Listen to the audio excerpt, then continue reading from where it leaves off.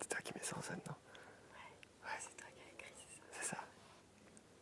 Alors, en fait, donc le début de l'histoire, c'est en deuxième année donc, de l'école du TMS, donc où nous étions, Kevin et moi.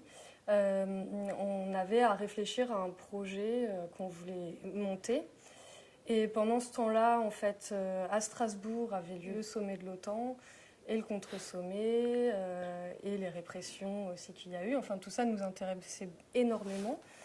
Et dans le même temps, je lisais Les Brigands de Schiller, que je ne connaissais pas. Et en fait, en lisant Les Brigands de Schiller, je me suis dit, c'est absolument ça qu'il faut qu'on monte.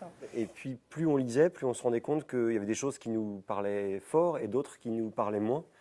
Mais que, en tout cas, notre jeunesse regardait dans les yeux celle de Schiller, ou inversement. Et que c'était avec cette chose-là qu'on avait envie de rentrer en dialogue.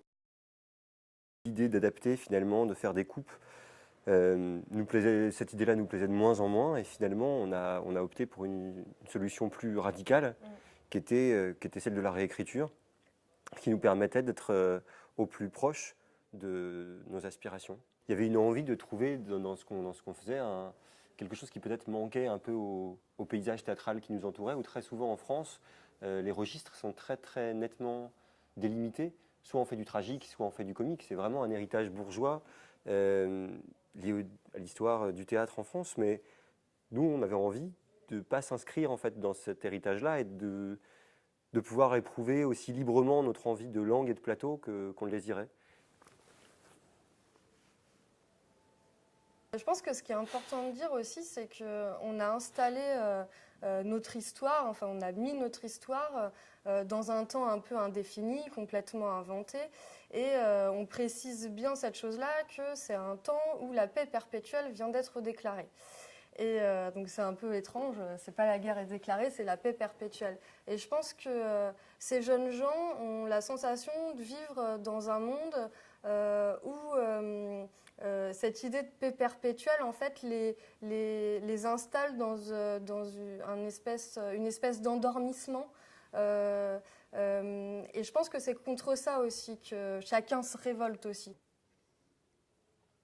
Chacun, en fait, a une volonté de dire à un moment, non, je ne m'endors pas, je